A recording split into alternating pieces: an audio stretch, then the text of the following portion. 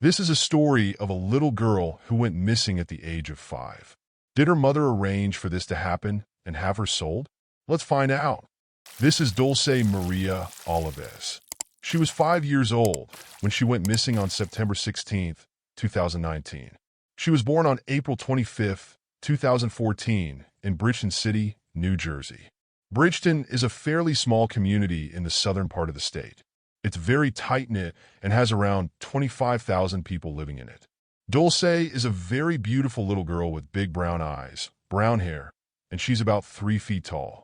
Her mother, Norma Alavez Perez, had Dulce when she was very young. At the time of her disappearance, Dulce was 5 years old and Norma was 19. Norma also had a son named Manuel. He was born 2 years after Dulce. At this time, Manuel and Dulce actually lived with their grandparents in Bridgeton, while Norma resided in an apartment nearby. When it comes to custody, her mom was sharing custody of both of the kids. All of this happened in September, right around the start of school. Dulce had just started kindergarten, an exciting time for her. On September 16th, 2019, Dulce went to school like normal. On that day, Norma picked up the kids from school. It was a typical school day and the kids were in a good mood but had a lot of energy.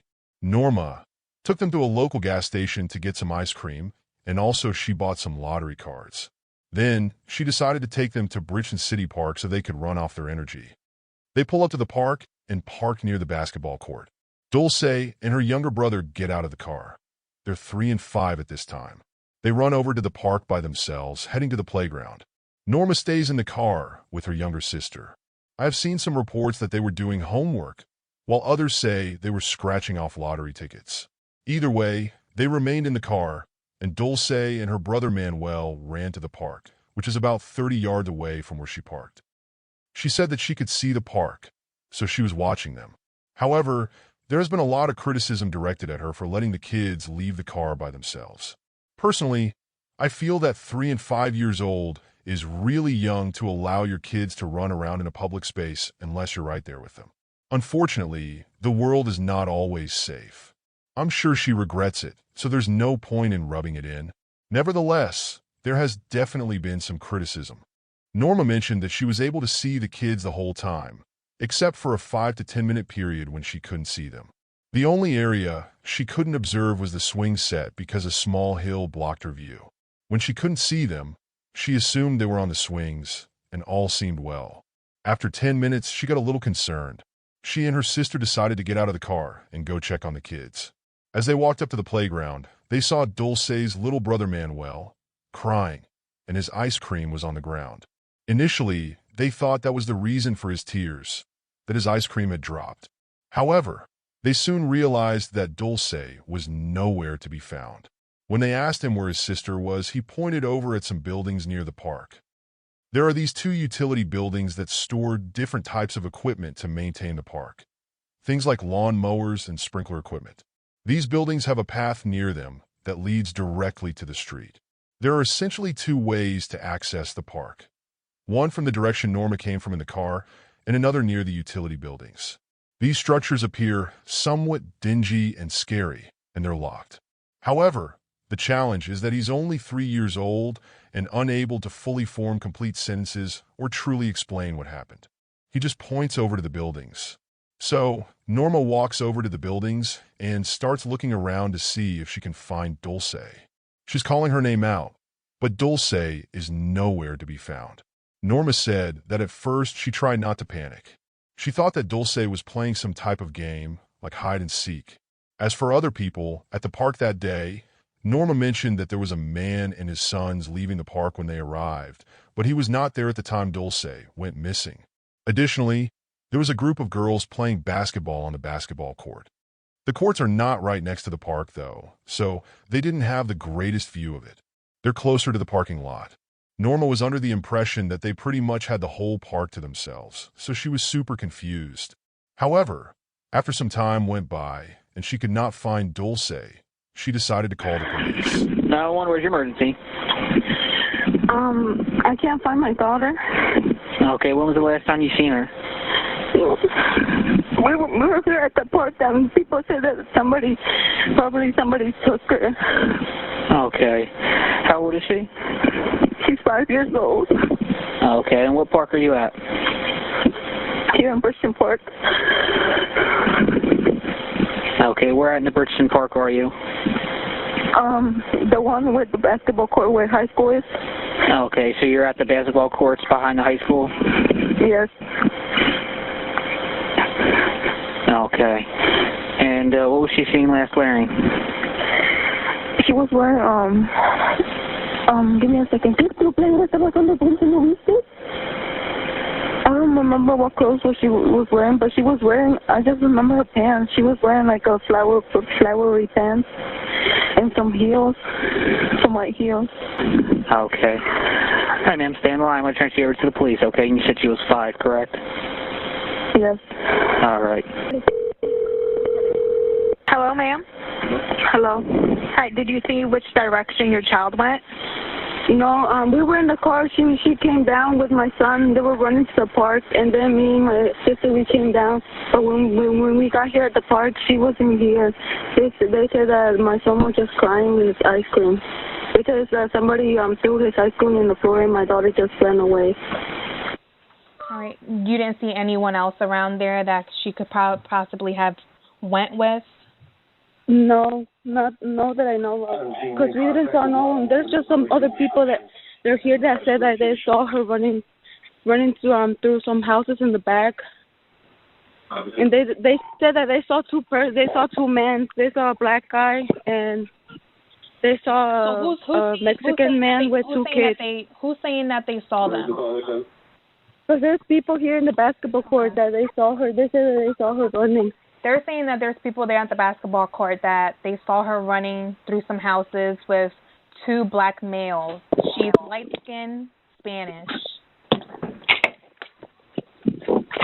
What color top does she have on? I don't remember. Okay. Are you at the basketball court? Yes, I'm right here right now. That's affirmed. She says that she's at the basketball court. And do you have your son with you, or is your son? No, I have my son with me. They say he was crying when we found him. He was just standing there crying. Oh, he was standing there crying. So who? You said that the black males took his ice cream? No, they threw it in the floor. They had threw it in the floor. So the two males took his ice cream and threw it on the floor, and then they left with your daughter? Probably, because I didn't saw it. When we came and looked for her, we were looking everywhere for her. She said and we that couldn't find her son was at the basketball court with her daughter, that there was two black males that took her son's ice cream and threw it on the ground and left with her daughter.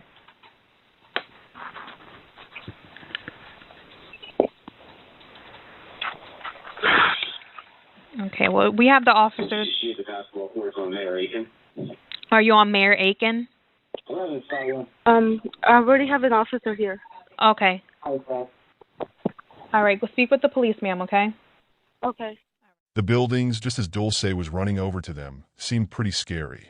It's very likely that whoever abducted her could have been near those buildings. The police rushed to the scene, searching on foot, and they also brought dogs to try to track her scent. They even obtained some security footage from the area, but unfortunately, they couldn't spot Dulce in any of the cameras. Sadly, Norma had to leave without Dulce that day. The next day, there was still no sign of Dulce. It wasn't until that night at 10 p.m. that the police decided to issue the Amber Alert, although its effectiveness is not super helpful. Going out that much later after someone has gone missing, especially a child, is incredibly distressing.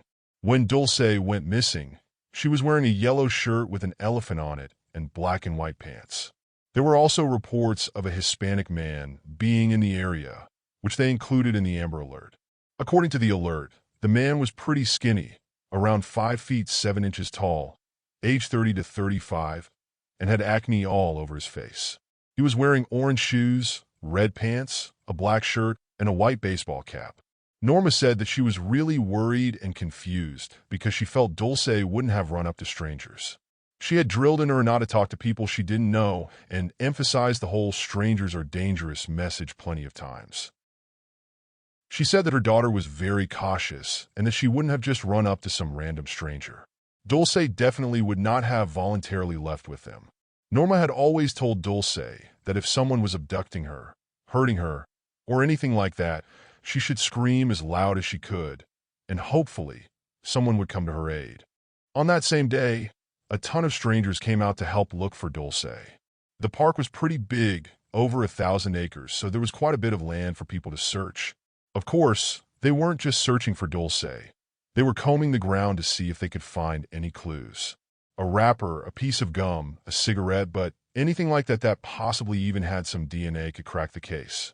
On September 18th, there was a vigil held at Bridgeton Park to continue raising awareness. Father, I pray even now, oh God, that whoever has her, oh God, that they would feel conviction, oh God, from on high, oh God, and that they would send this baby home, oh God, in the name of Jesus. God, let them not rest, oh God, until justice is served. Let them not be easy, oh God, in the name of Jesus, oh God. God, your angels have authority. Your angels have control, oh God. The enemy has no power. He has no authority. He has no dominion over this baby. He has no dominion over our community, oh God. You touch each and every one of our hearts. I pray that you will allow Dulce to feel our love even from here, oh God. Even from Bridgeton, New Jersey, where the community stands as one. I pray, oh God, that you will allow her to feel our love for her, oh God. There were also flyers put up. Most people who live in this area know about Dulce. There's been a real community outreach to the family. On September 19th, the family went to the media and made a public plea for help. Please, if you have any information, help us find my granddaughter. Do not be afraid of the police. They also announced that they were offering a $20,000 reward for anyone who could give information about the suspect.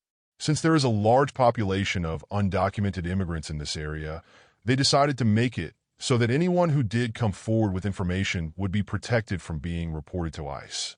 Even after that, no one came forward with information, and there were really no leads for police to work with. Now, pretty much right off the bat, people in the community and people online were very suspicious of the whole situation and suspicious of Norma. Something don't sound too right. It just sounds suspect. Something sounds suspicious. Something's not right. There's no red van and there's no man. Who is it? Find some kind of resolution to this problem, because this is a real serious problem. So where did they get the story about the red van? Me as a mother, I'm not going to let my 3-year-old and a 5-year-old out of my sight that far. A lot of people thought it was pretty suspicious that she would let them just run off at such a young age. Also, people have been very critical of her emotions. You know, it's really hard to say with something like this. Of course, you really never want to judge someone on their emotions. Norma has been accused of not showing enough emotion. She doesn't seem panicked or sad or acting like how a mother should. Of course, there's no textbook of how someone is supposed to act when someone goes missing. We all react to grief differently, and some people can go into shock when someone's missing. But her lack of emotions has definitely made people question her, and it is something you have to consider. I understand you can't determine guilt that way, but it definitely can be considered. I mean, there's a whole branch of the FBI dedicated to behavior analysis for a reason. It is important. However, I believe people too quickly have jumped on Norma, assuming that she somehow did it. There's been a lot of talk about how she possibly sold her daughter into human trafficking or something like that. And of course, I have no idea. It's possible that she could have done that. Sadly, I mean, it's a sick world. There have been people who have sold their children. Dr. Phil did an interview with Emma, and he straight up asked her if she had any involvement. Did you sell your daughter? She said, no, of course not, and shut that down. But what was interesting is even Dr. Phil brought up that she was one of the most emotionally flat parents of a victim that he had ever come across. And I know she wants to come back home because she doesn't like being far away from her family. Instead of being on social media, writing negative comments, come out here and let's go look for her. There's definitely not enough evidence to say Norma had anything to do with this, and I would never want to accuse someone of that. But, of course, you've got to look at all possibilities. Police also thought it could be someone that they know personally. In most abduction cases, it ends up being someone that the child knew or someone that the parent knew that did the abduction. They asked Norma, do you think that there's anyone within the family who would want to take her? She said no. They asked if she had any enemies, if there was anyone who would want to hurt her. The only one that she could come up with was this guy who had pursued her, and she wasn't interested in him. She kind of turned him down, and he was upset that she turned him down, but there's no other reason to believe it was him. There's no evidence, no information about him. At one point, there was a lot of talk online about Norma eating pizza during one of the searches because there have been many searches. This was like the day after Dulce went missing. People, I guess, came up to her and were like, "Why are you eating pizza when your daughter is missing?" I guess this was the first time that she had eaten in a full 24 hours since Dulce had first gone missing.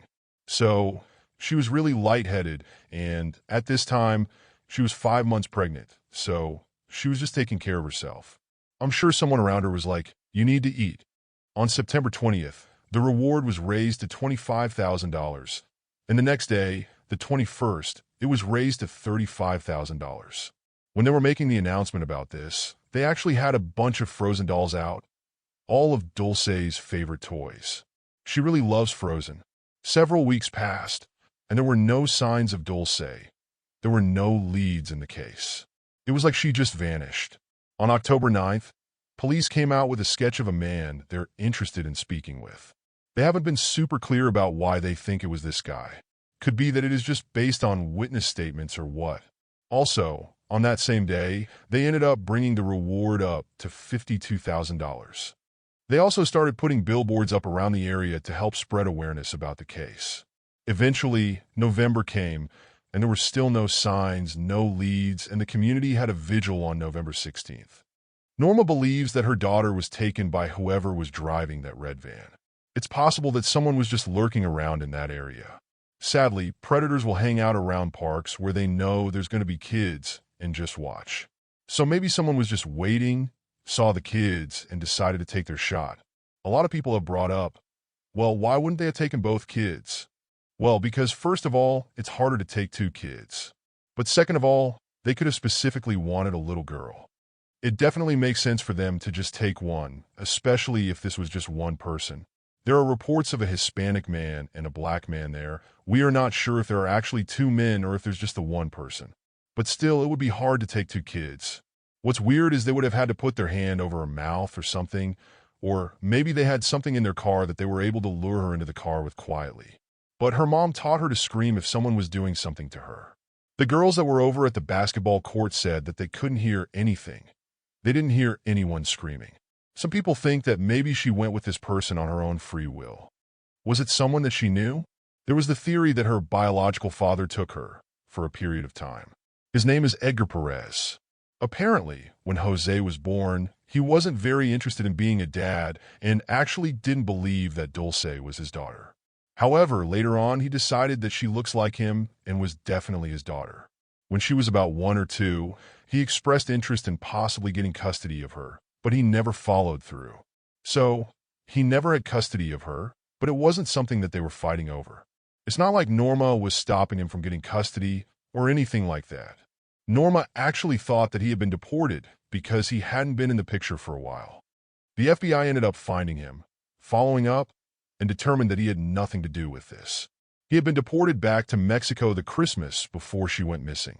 Of course, there is the theory that Norma had something to do with this, and these rumors are mostly fueled by her lack of emotion.